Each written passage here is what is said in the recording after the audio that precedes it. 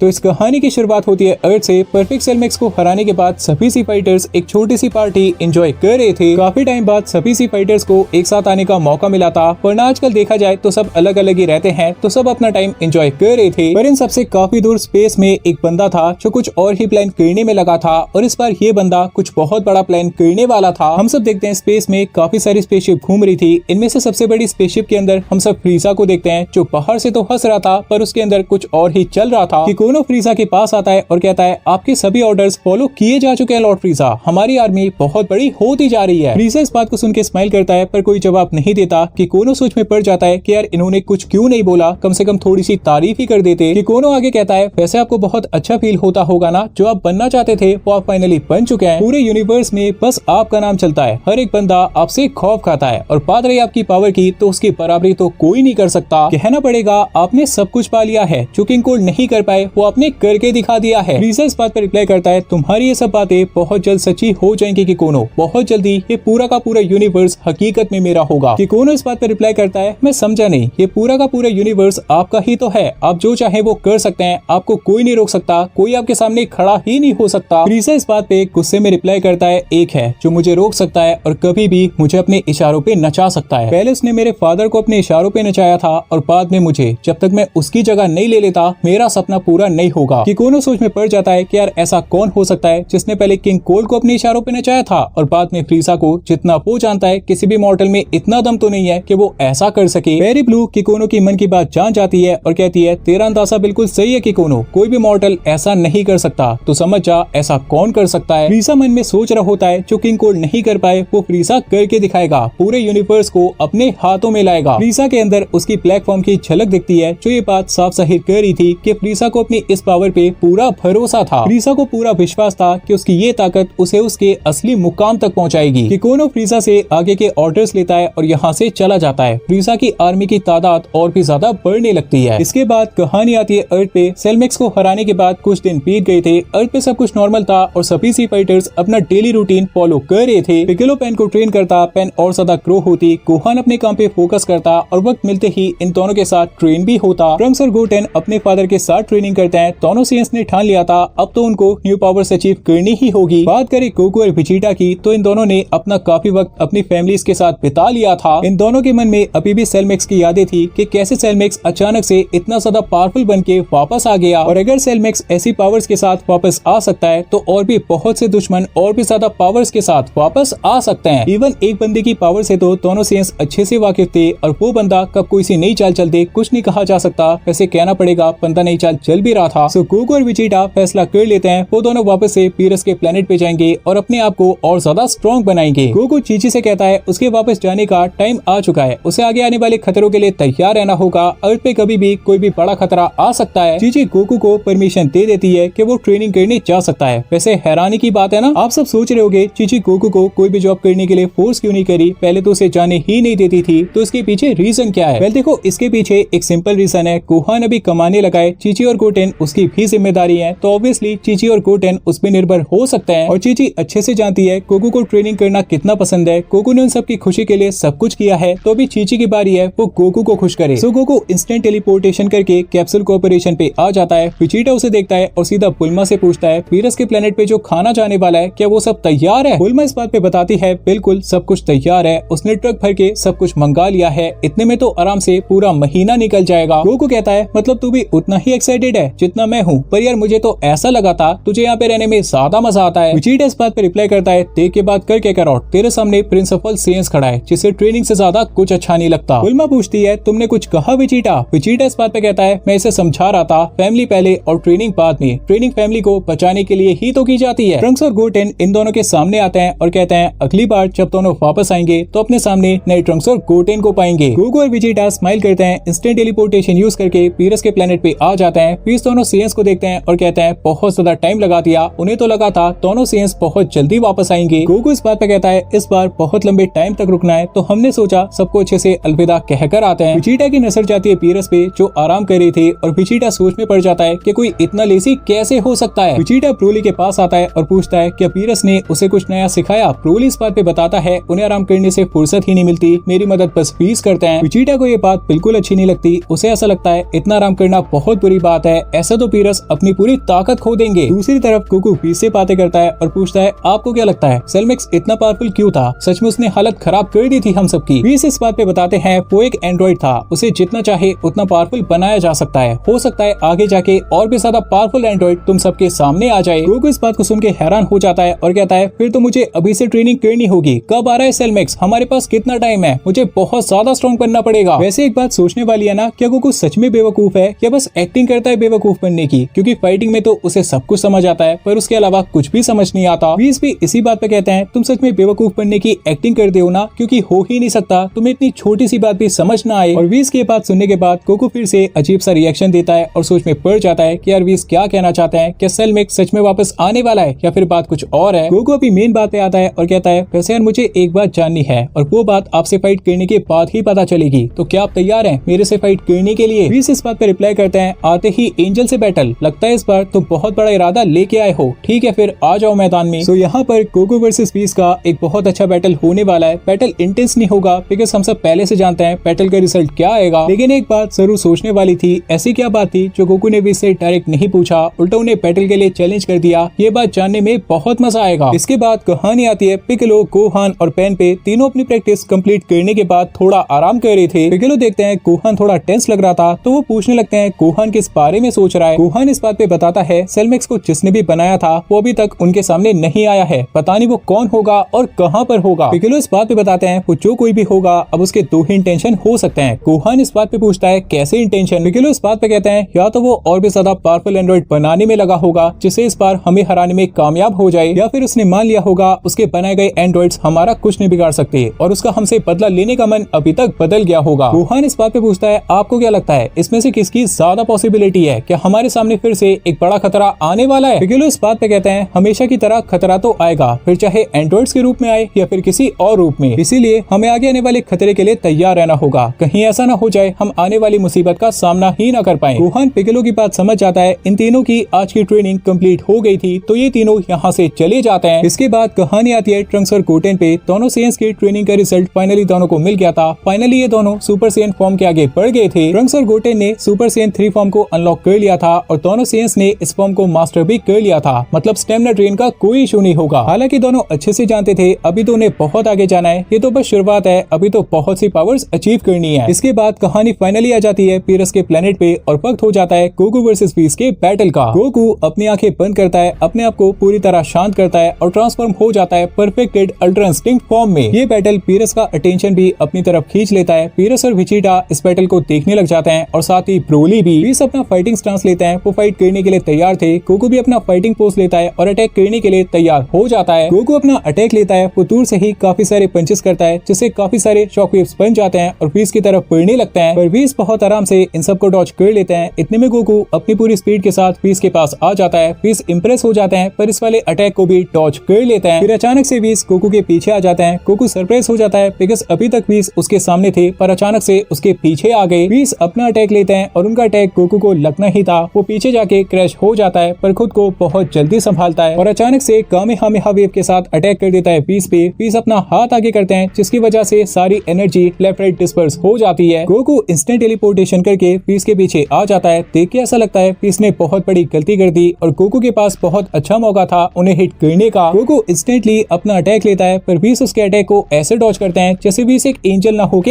Air थे। And obviously air को पंच कोई कैसे कर सकता है, कहना पड़ेगा यार फ्लेक्सिबिलिटी अलग ही लेवल की थी। वीस गोकू की स्ट्रेटेजी से इंप्रेस हो जाता है। गोकू ने बहुत अच्छा मौका बनाया था वीस को हिट करने का, पर वीस का हम सबको पता है उनको कोई हिट कैसे कर सकता है। फिलहाल टाइम आ जाता है इस फाइट को खत्म करने का। वीस गोकू के फाइटर्स को टारगेट करते हैं जिस वजह से गोकू काफी ज्यादा डाउन हो जाता है। इस बात का फायदा उठा के वीस गोकू की नेक पे हिट करते हैं। ये वाला हिट भी उसके वाइटल पे था और गोकू इस बैटल से बाहर हो जाता है। गोकू एक साथ अपने बेस फॉर्म में आ जाता है और नीचे गिर जाता है। उसे थोड़ा बहुत डैमेज हुआ था पर वीस अपने स्टाफ को यूज करके उसे पूरी तरह हील कर देते हैं। वीस गोकू की तारीफ करते हैं और कहते हैं गोकू काफी आगे आ गया है। आज उसके बैटल के तरीके ने वीस को हैरान कर दिया था, पर गोकू भी इसकी बात पे कोई जवाब नहीं देता। वीस देखते हैं गोकू किसी बात को लेके थोड़ा अपसेट था। वीस पूछते हैं आखिर बात क्या है और इस बैटल से जो तुम्हें चाहिए था क्या वो तुम्हें मिल गया? गोकू बताता है मैं फंस गया हूँ। अल्ट्रा इंस्टिंक्ट के अलग अलग वेरिएंट्स ने मुझे कंफ्यूज कर दिया है, समझ नहीं आता मैं करूँ तो क्या करूँ। वीस कहते हैं मुझे बताओ क्या बात है, शायद मैं तुम्हारी मदद कर पाऊंगा और तुम्हें अच्छे से समझा पाऊंगा। गोकू बताता है ट्रू अल्ट्रा इंस्टिंक्ट में मैं अपने इमोशंस यूज कर सकता हूँ, इसलिए वो मेरा सबसे पावरफुल वेरिएंट बन जाता है। पर जब भी मैं ट्रेनिंग करता हूँ तो परफेक्टेड अल्ट्रा इंस्टिंक्ट पे अच्छी पकड़ बनाने की कोशिश करता हूँ। मैं ट्रू अल्ट्रा इंस्टिंक्ट पे भी काम कर सकता हूँ, पर वो यूआई का असली नेचर नहीं है, उसमें इमोशंस होते हैं। पर अगर मैं परफेक्टेड अल्ट्रा इंस्टिंक्ट का रास्ता चुनता हूँ तो मुझे अपने इमोशंस को मारना पड़ेगा, और ये मेरे लिए बहुत मुश्किल है, क्योंकि मैं एक सेयन हूँ और एक सेयन के बैटल में इमोशंस आना आम बात होती है। बिना इमोशंस के बैटल करना बहुत मुश्किल होता है। तो अब आप ही बताइए, परफेक्टेड अल्ट्रा इंस्टिंक्ट मेरी सबसे पावरफुल फॉर्म बन सकती है, पर उसके लिए मुझे अपने इमोशंस को मारना पड़ेगा, और मेरे इमोशंस मेरी असली ताकत बनते हैं। ट्रू अल्ट्रा इंस्टिंक्ट में इमोशंस यूज कर सकता हूँ, पर वो यूआई का असली वेरिएंट नहीं है। उसे और ज्यादा पावरफुल बनाया जा सकता है, पर उससे आगे कुछ भी अचीव नहीं किया जा सकता। इस बात पे कहते हैं, एक बात हमेशा याद रखना कि यूजर पे डिपेंड करता है कि अल्ट्रा इंस्टिंक्ट उसके लिए क्या है। और बात रही तुम्हारी सिचुएशन की, तो तुम एक काम कर सकते हो, परफेक्टेड अल्ट्रा इंस्टिंक्ट को अपना बेस बना लो। ऐसा लगना चाहिए ये लेवल तुम्हारा बेस लेवल है। इस फॉर्म से अपना बैटल स्टार्ट करो, और जैसे ही तुम्हें लगने लगता है कि तुम्हारे इमोशंस आगे आ रहे हैं, तो ट्रू अल्ट्रा इंस्टिंक्ट को ऐसे ट्रांसफॉर्मेशन यूज करो। इस तरह जो सिचुएशन तुम्हारे सामने आएंगी वो डिसाइड करेंगी कि अल्ट्रा इंस्टिंक्ट तुम्हारे लिए क्या है। क्या वो एक टेक्निक की तरह काम आएगी या फिर एक ट्रांसफॉर्मेशन की तरह। गोकू इस बात पे कहता है, समझ गया, मुझे मेहनत परफेक्टेड अल्ट्रा इंस्टिंक्ट पे ही करनी है, और ट्रू अल्ट्रा इंस्टिंक्ट को ऐसा लास्ट रिसोर्ट रखना है। विजीटा इस बात पे पीरस से कहता है, इसे तो समझ आ गया, पर मुझे आपका कुछ समझ नहीं आता, आप मुझे आगे की ट्रेनिंग कब कराएंगे। पीरस इस बात पे कहते हैं, अब ये बातें मैं तुझे बहुत पहले ही समझा चुका हूँ, मेरी बातों को अच्छे से याद कर, आगे का रास्ता अपने आप मिल जाएगा। और हाँ, ब्रोली को ट्रेन करना अब तेरी जिम्मेदारी है, तो अपने हिसाब से देख ले इसके लिए क्या अच्छा है और क्या बुरा। इसके बाद कहानी आती है फ्रीसा की स्पेसशिप पे, जो एक जगह पे जाके रुक जाती है। माकी बाहर देखती है और कहती है, वो और ऑयल यहाँ पे पहले भी आ चुके हैं, ये तो ज़ूनो का पैलेस है ना। फ्रीसा इस बात पे बताता है, बिल्कुल वही ज़ूनो जिसे इस यूनिवर्स के बारे में सब कुछ पता है, और मुझे उसी से काम है। माकी को याद आता है जब वो पहली बार यहाँ पे आई थी तो ज़ूनो उस पे फिदा हो गए थे, इसलिए शायद फ्रीसा उसे अपने साथ लेके जाएगा। बेरी ब्लू कहती है, कोई भी कमी मत छोड़िएगा लॉर्ड फ्रीसा, यहाँ पर आपको आपके सभी सवालों के जवाब मिल जाएंगे। फ्रीसा इस बात पे कहता है, जानता हूँ बेरी ब्लू, मैं अच्छे से जानता हूँ कि मुझे क्या जानना है। तो अभी फ्रीसा, ऑयल और माकी ज़ूनो के पैलेस के अंदर जाते हैं। तो अभी फ्रीसा ज़ूनो से कितने सवाल पूछेगा और ज़ूनो उसके सवालों के कितने जवाब देगा, इस बारे में कुछ नहीं पता। एक बात जरूर है, इस मीटिंग के बाद हमें काफी बातें पता चलने वाली हैं।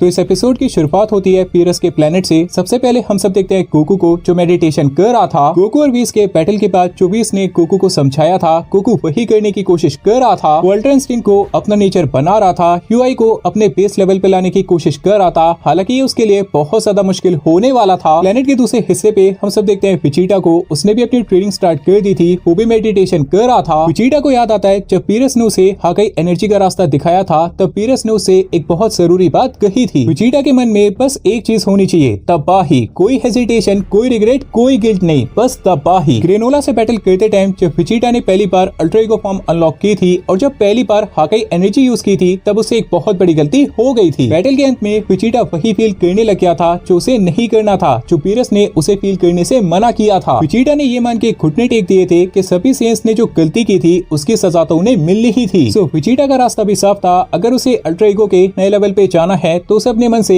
ये सभी फीलिंग्स खत्म करनी होंगी। एंड यार, अगर गोकू और विजीटा के रास्तों को एक नजर से देखा जाए तो दोनों सेंस के रास्ते काफी सिमिलर लगेंगे। गोकू को अल्ट्रा इंस्टिंक्ट को अपना नेचर बनाना है, जिसके लिए उसके मन में कोई भी इमोशन नहीं आने चाहिए, और विजीटा को अपने मन में बस तबाही लानी है। इस चीज के अलावा उसके मन में भी कोई और इमोशन नहीं आना चाहिए। तो गोकू और विजीटा की मंजिल में बस एक छोटे से इमोशन का डिफरेंस था, पर इस वजह से दोनों की मंजिलें बिल्कुल अलग थी। इसके बाद हम सब देखते हैं पीस और ब्रोली को, जो एक छोटा सा बैटल कर रहे थे। अपने लास्ट बैटल में ब्रोली ने काफी कुछ सीखा था, जिस एक्सपीरियंस की वजह से वो आज थोड़ा बेटर लग रहा था। बीस ब्रोली में एक चेंज नोटिस करते हैं। ब्रोली अपने रेज को काफी अच्छे से संभाल रहा था। जब ब्रोली बीस पे अटैक करता तो अपनी पूरी ताकत लगाता, जिस वजह से उसकी एनर्जी बाहर आती। बीस उसके अटैक को डॉज करते तो ब्रोली अपने आप को रिलैक्स करता, जिस वजह से उसकी मूवमेंट और ज्यादा स्मूथ होती और अपना अगला अटैक लेने के लिए वो और ज्यादा तेजी से बढ़ता। बेसिकली ब्रोली अपने दो अटैक्स के बीच में अपने आप को रिलैक्स करना सीख गया था, और ऐसा करने की वजह से उसकी एनर्जी वेस्ट नहीं हो रही थी। इन तीनों की ट्रेनिंग ऐसे ही चलती रहती है। तीनों काफी ज्यादा ग्रो करते हैं, और इन तीनों से काफी दूर हम सब देखते हैं इनके अगले अपोनेंट को। फ्रीसा पहली बार ज़ूनो से मिलता है और ज़ूनो को देखते ही कंफ्यूज हो जाता है कि क्या सच में इस बंदे को इस यूनिवर्स की सभी जानकारी है। फ्रीसा माकी से पूछता है, क्या तुम दोनों सच में इसी बंदे के पास आए थे? माकी इस बात पे बताती है, बिल्कुल, और इस बंदे की दी गई सभी जानकारी बिल्कुल सही थी। फ्रीसा को यकीन नहीं होता तो वो टेस्ट करने लग जाता है। वो कहता है उसका पहला सवाल है, इस मल्टीवर्स में कितने गॉड्स ऑफ डिस्ट्रक्शन है? ज़ूनो के पास खड़ा उसका असिस्टेंट कहता है, आपको आपको सबसे पहले कुछ देना होगा, तभी आपको आपके सवालों के जवाब मिलेंगे। फ्रीजा ऑयल से कहता है इसे जो भी चाहिए शिप में से लाके दे दे, पर ऑयल इस बात पे कहता है इसे जो चाहिए वो शिप में नहीं है, वो आपके पास है। फ्रीजा पूछता है मतलब, और ऑयल बताता है आपको इसके गाल पे किस करना पड़ेगा, आपके किस के बाद ये डिसाइड करेगा कि आपके कितने सवालों के जवाब देगा। फ्रीजा को बहुत ही ज्यादा अजीब सा फील होता है, डेफिनेटली वो किसी भी कीमत पे ऐसा नहीं करने वाला था। तो फ्रीजा अपना असली रूप दिखा देता है। वो एक किया टैग बना के सूनो की आंखों के सामने आता है और कहता है अगर तूने मेरे सवालों का जवाब नहीं दिया तो ये बता तेरा क्या होगा। सूनो की हालत खराब हो जाती है। वो कहता है मैं आपके सभी सवालों के जवाब दूंगा, पर यार थोड़ा पीछे हो जाओ, थोड़ा सांस तो लेने दो। फ्रीजा पीछे हो जाता है तो सूनो उसके पहले सवाल का जवाब देता है इस मल्टीवर्स में टोटल 12 गॉड्स ऑफ डिस्ट्रक्शन है और एक मॉर्टल को गॉड बनाने की तैयारी चल रही है। हालांकि पहले 18 यूनिवर्सेस के 18 गॉड्स ऑफ डिस्ट्रक्शन हुआ करते थे, पर आपने अभी का पूछा तो अभी के हिसाब से 12 हैं। फ्रीजा का अगला सवाल, एक गॉड ऑफ डिस्ट्रक्शन किस तरह बना जाता है, इसके पीछे का प्रोसेस आखिर क्या है। सूनो इस बात का जवाब देता है गॉड ऑफ डिस्ट्रक्शन बनने के लिए एक रिचुअल परफॉर्म किया जाता है, उस रिचुअल को परफॉर्म करते ही एक मॉर्टल एक गॉड बन जाता है और इस रिचुअल के बारे में बस gods of destruction, angels, great peace, सीनो और सीनो गार्ड्स को पता है। फ्रीजा पूछता है मतलब तुझे इस रिचुअल के बारे में कुछ नहीं पता। सूनो इस बात पे बताता है ग्रेट पीस ने इसे सीक्रेट रखा है, इसलिए बस डीटीसी इस बारे में जानते हैं। फ्रीजा का अगला सवाल, एक गॉड ऑफ डिस्ट्रक्शन को मारने का सबसे आसान तरीका क्या है। सूनो इस बात का जवाब देता है एक गॉड ऑफ डिस्ट्रक्शन को मारने का सबसे आसान तरीका है उसके यूनिवर्स के सुप्रीम गाय को मार देना। ऐसा करने से उस यूनिवर्स का गॉड ऑफ डिस्ट्रक्शन मर जाएगा और साथ ही एंजल भी गायब हो जाएगा। फ्रीजा का अगला सवाल, अगर मुझे इस यूनिवर्स का गॉड ऑफ डिस्ट्रक्शन बनना है तो उसके लिए मुझे क्या करना होगा। सूनो इस बात का जवाब देता है एक गॉड बनने के बस 2 ही तरीके हैं, या तो आपको वो रिचुअल परफॉर्म करना होगा जिसके बारे में बस डीटीज को पता है, या फिर आपको उस यूनिवर्स के गॉड ऑफ डिस्ट्रक्शन को बैटल में हरा के खुद को सुपीरियर साबित करना होगा। इसके बाद कहानी आती है पीरस के प्लेनेट पे पीस और ब्रोली का बैटल खत्म हो गया था। गोकू और विजिटा एक ही साथ एक ही मोमेंट पे अपनी आंखें खोलते हैं, दोनों की मेडिटेशन भी कंप्लीट हो गई थी। गोकू एक लंबी गहरी सांस लेता है, अपनी पूरी बॉडी को फील करता है और उसे ऐसा लगता है उसके अंदर थोड़े चेंजेस तो आए हैं। विजिटा अपने हाथों को देख रहा होता है, उसे भी ऐसा लगता है उसके अंदर थोड़े बहुत चेंजेस आए हैं। इसके बाद ये दोनों पीस और ब्रोली के पास आ जाते हैं। गोकू कहता है वो अपने अंदर आए चेंजेस को फील कर पा रहा है, लेकिन अपनी असली काबिलियत जानने के लिए एक बैटल करना बहुत जरूरी है। विजिटा इस बात पे कहता है तो फिर मैदान में आ जा कैकारोट, इस पर अपनी पूरी ताकत लगा देंगे, देखते हैं कौन ज्यादा ऊपर है। गोकू इस बात पे कहता है यार मैं तो ऑलवेज तैयार हूँ, पर पीरस यहाँ पे फाइट करने की परमिशन थोड़ी ना देंगे। मेरे और गोहान के बैटल ने इस प्लेनेट का जो हाल किया था पीरस को अभी भी वो अच्छी तरह से याद होगा, और अगर हम दोनों अपने पूरे पोटेंशियल के साथ फाइट करेंगे तो इस प्लेनेट का तो पूरा नक्शा ही बदल जाएगा। विजिटा इस बात पे कहता है फिर करे तो क्या करे, क्योंकि एक ऑल आउट बैटल तो बनता है, वरना ट्रेनिंग का क्या फायदा। वैसे इन दोनों की बात बिल्कुल सही थी, जो मेहनत की थी उसका रिजल्ट क्या आया है ये बात जानना बहुत जरूरी है, और ट्रेनिंग करने और बैटल करने में बहुत फर्क होता है। ट्रेनिंग में आप अपने आप को सुधारते हो, लेकिन बैटल में आपको वो कमियां पता चलती हैं जिनको ट्रेनिंग में सुधारा जाता है। दोनों से सोच में पड़ जाते हैं कि यार करे तो क्या करे। अब बात है बैटल करने की, तो किसी के मन में आइडिया आए या फिर ना आए, पर गोकू के मन में तो जरूर आएगा। गोकू विजिटा से कहता है यार एक काम हो सकता है, मेरी नजर में 2 वॉरियर्स हैं जो हमें बहुत अच्छा बैटल दे सकते हैं, हम अपनी पूरी ताकत उनके खिलाफ लगा सकते हैं, और मैं ये बात यकीन के साथ कह सकता हूँ जितना बेताब हम दोनों इस बैटल के लिए हैं, उससे कई ज्यादा बेताब वो हमसे फाइट करने के लिए होंगे। विजिटा सोच में पड़ जाता है कि यार वो 2 बंदे कौन हो सकते हैं जिनके अंदर इतनी ताकत है कि हमारी पूरी पावर्स को झेल पाए। इसके बाद कहानी आती है ट्रंक्स और गोटेन पे।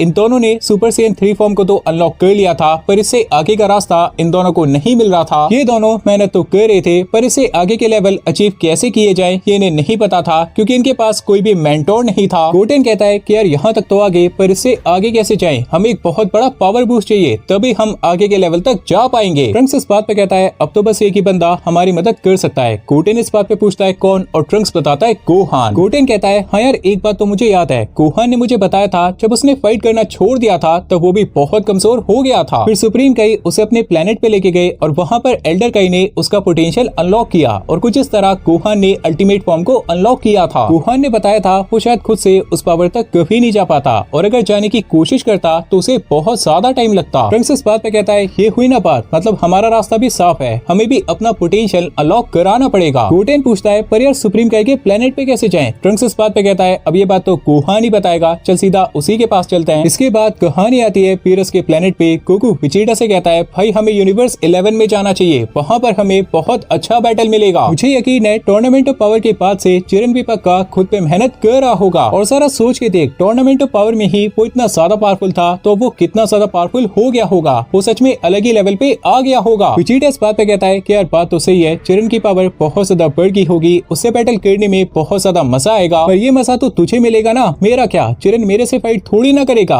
वो तो अपना बदला लेने के लिए तेरे से फाइट करेगा। गोकू इस बात पे कहता है अबे याद कर, वहाँ पे टोपो भी तो होगा, तो उससे फाइट कर लियो, बात खत्म। विजिटा इस बात पे कहता है टोपो की पावर इतनी ज्यादा थोड़ी ना थी, मैंने उसे ब्लू में आराम से हरा दिया था, वो मुझे क्या ही टक्कर देगा। गोकू इस बात पे कहता है अबे यार फिर से सोच के देख, टोपो यूनिवर्स 11 का नया गॉड बनने वाला है, ऐसे ही थोड़ी ना उसे गॉड बना देंगे, उसकी पावर भी बहुत ज्यादा बढ़ गई होगी। विजिटा को इस बात में दम लगता है टोपो बेलमोंट और मार्गरेटा से ट्रेनिंग ले रहा था, तो डेफिनेटली उसकी पावर भी बहुत ज्यादा बढ़ गई होगी। विजिटा गोकू से कहता है चल ठीक है यार मैं तैयार हूँ। गोकू बीस से कहता है कि यूनिवर्स 11 तक लिफ्ट मिल सकती है। बीस बताते हैं जब तक वीरस उन्हें जाने की परमिशन नहीं दे देते तब तक वो अपने यूनिवर्स से बाहर कहीं नहीं जा सकते। विजिटा इस बात पे कहता है तो फिर चलो वीरस के पास जल्दी से परमिशन लेते हैं और अपने सफर पे निकलते हैं। सो गोकू, विजिटा, फीस और ब्रोली सीधा वीरस के पास आते हैं। वीरस आराम फरमा रहे थे, वो सबको अपने पास देखते हैं तो पूछने लगते हैं क्या बात है। गोकू कहता है दरअसल हमें आपकी परमिशन चाहिए, हम यूनिवर्स 11 में जाना चाहते हैं और बस फीस ही हमें वहाँ पे लेके जा सकते हैं, तो क्या हम जाए। वीरस इस बात पे कहते हैं ये तुम्हें कोई टैक्सी लगता है, जब देखो मुंह उठा के इसके साथ जाने की बात करते हो, और वहाँ पे जाके करना क्या है तुम्हें, कोई नहीं जाएगा वहाँ पे, यहीं बैठो सारे। गोकू इस बात पे कहता है दरअसल हमें अपनी न्यू पावर्स को टेस्ट करना है, यहाँ पे तो नहीं कर सकते क्योंकि ऑल आउट बैटल की वजह से आपको बहुत डिस्टर्ब होगा, इसलिए हमने सोचा यूनिवर्स 11 में जाते हैं और वहाँ पर जाके चिरन और टोपो से फाइट करेंगे और इस बैटल से हमें बहुत फायदा होगा। वीरस इस बात पे कहते हैं मैं अपनी बात बस एक बार कहता हूँ, मैंने मना कर दिया ना, नहीं जा सकते मतलब नहीं जा सकते। विजिटा इस बात को सुन के हंसने लगता है, सब विजिटा के ऐसे रिएक्शन को देख के हैरान हो जाते हैं। विजिटा कहता है मुझे आपका कुछ समझ नहीं आता, ना तो आप खुद कुछ करते हैं ना दूसरों को करने देते हैं, कहीं आपको इस बात का डर तो नहीं है कि अगर मैं और कैकारोट ऐसे ही आगे बढ़ते रहे तो बहुत जल्द आपको पीछे छोड़ देंगे। वीरस फाइनली अपने पहले वाले रूप में आ जाते हैं और कहते हैं आगे कुछ भी बोलने से पहले थोड़ा सा सोच लियो, वरना तेरी तबीयत के लिए बहुत बुरा हो सकता है। विजिटा इस बात पे कहता है बस मुझे इतना बता दीजिए कि मैंने गलत क्या बोला, उसके बाद आपको जो भी मेरे साथ करना है आप कर सकते हैं। वीरस अपने आप को शांत करते हैं और दूसरी तरफ देखने लगते हैं। गोकू को लगता है शायद वीरस नहीं मानेंगे। गोकू, वीस और ब्रोली निराश होके यहाँ से जाने लगते हैं कि इतने में वीरस कहते हैं थोड़ी देर बाद निकलेंगे, इतने तुम सब आराम कर लो। ऐसा कहकर वीरस अपने कैसल के अंदर जाने लगते हैं। विजिटा स्माइल करता है क्योंकि उसे यकीन था वो वीरस को मना ही लेगा। गोकू बहुत ज्यादा एक्साइटेड फील कर रहा होता है, अपने आगे आने वाले बैटल को सोच के उसके अंदर अभी से खुजली हो रही होती है। ब्रोली गोकू और विजिटा से पूछने लगता है कि उसे भी वहाँ पे कोई अपोनेंट मिल सकता है, वो भी बैटल करना चाहता है। गोकू इस बात पे कहता है टेंशन ना ले, जरूर मिलेगा, एक बार हमें वहाँ पे पहुँच तो जाने दे, हम सबको बहुत मजा आएगा। बीस कहते हैं जाने से पहले कुछ खा लिया जाए, लेमो सब के लिए कुछ अच्छा सा बना दो क्योंकि ये सफर बहुत लंबा होने वाला है। हम सब देखते हैं पीरस को जो सोच रहे थे कि फाइनली अब टाइम आ चुका है कि पीरस इन सबको दिखा दे एक गॉड की असली ताकत क्या होती है। वैसे यार मजा आ जाएगा ना अगर पीरस यूनिवर्स 11 में जाके बेलमोंट को चैलेंज कर देते हैं। गॉड ऑफ डिस्ट्रक्शन का बैटल देखने में बहुत ही ज्यादा मजा आएगा, पर क्या ना मुश्किल था, ऐसा होगा या फिर नहीं। इसके बाद कहानी आती है फ्रीसा पे जो अपनी शिप के अंदर था। उसने जुनो से और भी सवाल पूछे थे जिसके बारे में हमें आगे पता चलेगा। पेरी ब्लू और किकोनो फ्रीसा के पास थे, उसके ऑर्डर का वेट कर रहे थे। पेरी ब्लू कहती है तो क्या हम सुप्रीम काय के प्लेनेट पे चले। फ्रीसा इस बात पे कहता है वहाँ पर जाने से कोई फायदा नहीं होगा। किकोनो इस बात पे कहता है पर सुप्रीम काय को मारने से पीरस अपने आप मर जाएंगे, आपको उनसे फाइट करने की जरूरत ही नहीं पड़ेगी। फ्रीसा इस बात पे बताता है अगर मैंने सुप्रीम काय को मार दिया तो मैं गॉड ऑफ डिस्ट्रक्शन थोड़ी ना बनूंगा, अगला God of destruction crane beast अपने हिसाब से चुनेंगे, मुझे किसी भी तरह पीरस को बैटल में हराना पड़ेगा, वही एक रास्ता है मेरे असली मुकाम तक पहुँचने का। किकोनो पूछता है तो क्या आपको अपनी पावर पे भरोसा है, क्या आपकी पावर पीरस को हरा सकती है। फ्रीसा इस बात पे कहता है अब ये तो बैटल करने के बाद ही पता चलेगा, लेकिन इस बैटल को करने से पहले मुझे थोड़ा तैयार होना पड़ेगा। मतलब यार फ्रीसा ने डिसाइड कर लिया था वो लॉर्ड पीरस को चैलेंज करेगा और वो भी बहुत जल्द। अब ये देखने में बहुत ज्यादा मजा आएगा कि फ्रीसा की ब्लैक पावर पीरस के सामने टिक पाएगी या फिर पीरस की हाकाई पावर ब्लैक फ्रीसा को तबाह कर देगी। हमें ब्लैक फ्रीसा की ताकत का थोड़ा बहुत अंदाजा है। ब्लैक फ्रीसा ने गोकू और विजिटा को वन शॉट डाउन कर दिया था, जिसका मतलब ब्लैक फ्रीसा बहुत ही ज्यादा पावरफुल है, लेकिन हमें पीरस की असली ताकत का कोई अंदाजा नहीं है। पीरस असल में कितने ज्यादा स्ट्रॉन्ग है इस बारे में हमें कुछ भी नहीं पता है। फिलहाल अभी फ्रीसा काम की बात करता है, वो किकोनो से पूछता है क्या शिप के अंदर उसकी ट्रेनिंग के इंतजाम किए जा चुके हैं। क्या बात है यार, मतलब ब्लैक फॉर्म अचीव करने के बाद भी फ्रीसा और ज्यादा ट्रेनिंग करने वाला था, अब वो किस हद तक ट्रेनिंग करेगा ये देखने वाली बात थी। किकोनो बताता है बिल्कुल हमारा नया ट्रेनिंग चैम्बर बिल्कुल तैयार है, आपको यहाँ पे ट्रेनिंग करने में बहुत ज्यादा मजा आएगा, ये आपको बहुत ज्यादा फायदा देगा। फ्रीसा अपने काम पे लग जाता है, क्या वो अपने सपने को पूरा कर पाएगा, क्या वो एक गॉड ऑफ डिस्ट्रक्शन बन पाएगा, अब ये तो हमें आगे ही पता चलेगा।